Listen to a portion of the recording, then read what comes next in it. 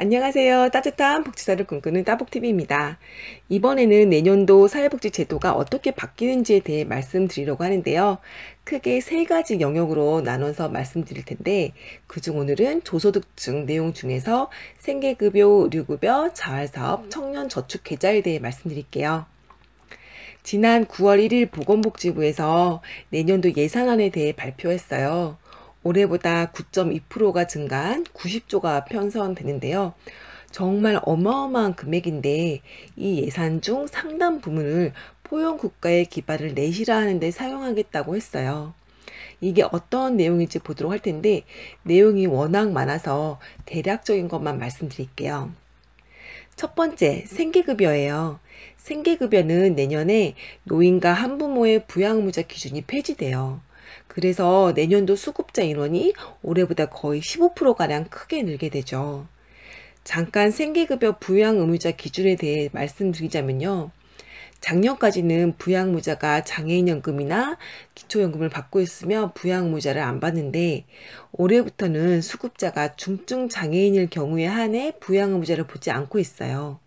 그런데 앞으로 2년간 지금 파란색으로 된 부분을 추가로 폐지하겠다고 한 거죠.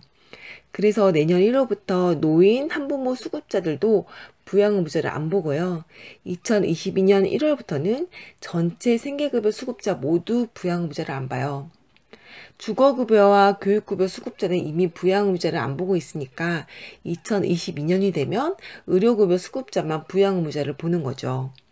이 부분도 중장기적으로 완화해 주겠다고 하는데 빨리 진행됐으면 좋겠네요. 그래서 정리하면 내년에는 수급자가 중증장애인, 독거노인, 노부부, 결혼한 자녀 집에 사는 노인, 한부모 가정, 부양의무자가 장애인연금이나 기초연금을 받는 수급자는 부양의무자를 안 봐요. 만약 생계급여 부양의무자 기준을 완전 폐지하면 생계급여 수급자가 26만 명이 더 생긴다고 해요. 이 26만 명 중에는 이제까지 어려워도 별 도움이 안 되는 부양의무자 때문에 혜택을 못 받는 분들이 많았을 텐데 이번 제도 개편으로 큰 도움이 되지 않을까 생각돼요. 주위에 혹시 이전에 부양의무자 때문에 수급자에서 탈락하셨던 분 계시면 내년에 꼭 수급자 다시 신청하라고 해주세요. 우리나라 사회복지 제도가 자기가 신청을 해야 주는 거라서 신청을 안 하면 아무런 혜택도 못 받으니까요. 그 다음 의료급여예요.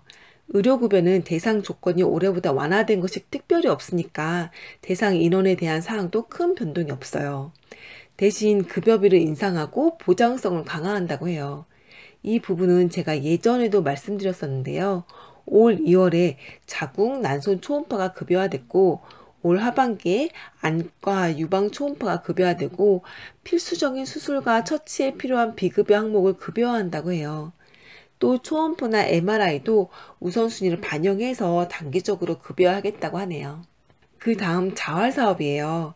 이것도 대상자 숫자는 5만 8천 명으로 올해와 동일한데요.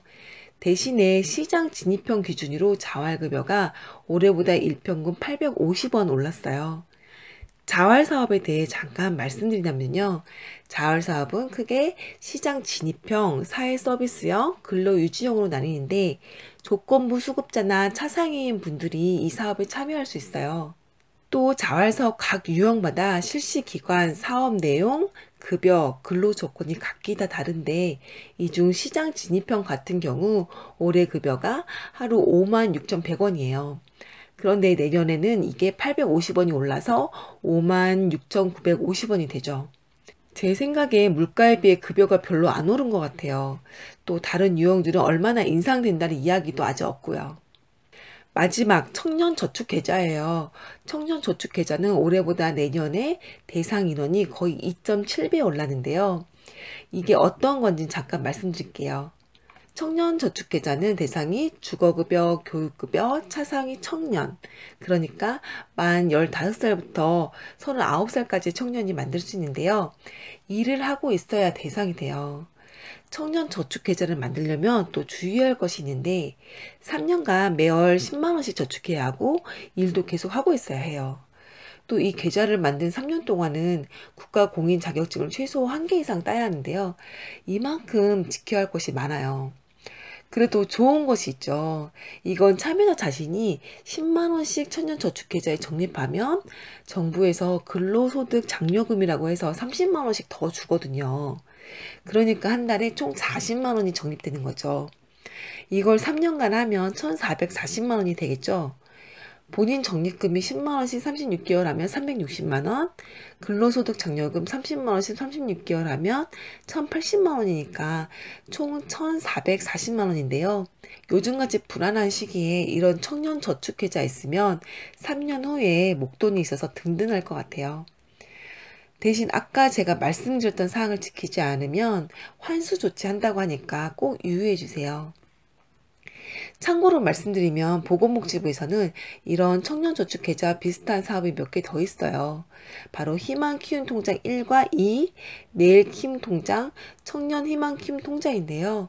생계급여, 의료급여 수급자와 자활근로사업 참여자가 대상이거든요. 제가 이에 대한 것은 다음에 더 자세히 말씀드릴게요.